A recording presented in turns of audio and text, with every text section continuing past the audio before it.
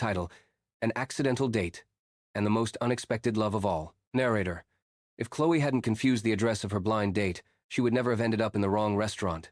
Sent, Ada in front of a guy who hated olives, cats, and at first sight, her. But that's how good stories begin, right? Wrong address. Right destination. Chloe Bennett had, at 29 years old, a decent job as an event coordinator, a cat named Beyoncé, yes, like the singer, and a love life as tragic as it is funny. That Friday night, her friend, her soul, had arranged a blind date with a successful and handsome lawyer named Derek. The address: Il Cielo, an elegant restaurant in the city center.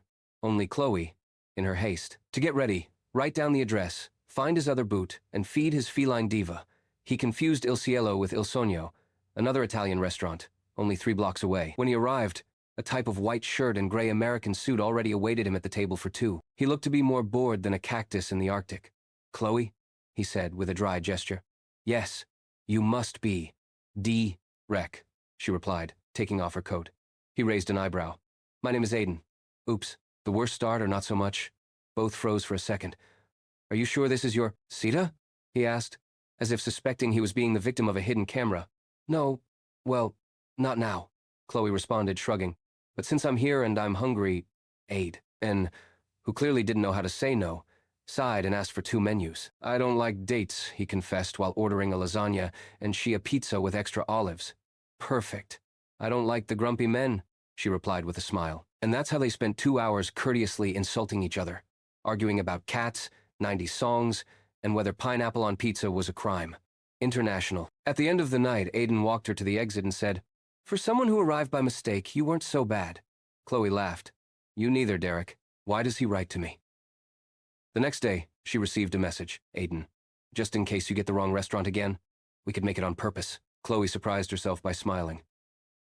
And so it all began. Strange quotes and even stranger confessions. The following accidental quote was in a plant shop. "Why are we here?" Aiden asked. "I want to see if you can keep. I will live a succulent life before giving you my real number." The following days passed between coffees, impromptu visits to dog parks, although neither of us had one, museums with interactive exhibits, as that they hated, and a cooking class where Aiden accidentally set an onion on fire. "I swear the onion glared at me," said, while the firefighters laughed. And among jokes, sarcasm, and many olives, which Aiden learned to tolerate, something changed. The X, the disaster, and the truth. Everything was going wonderfully, until Rachel, Aiden's ex, appeared. "I thought you were in London," I said, or him, frozen. I returned. "And they told me you're dating a girl who thinks cats should have Instagram."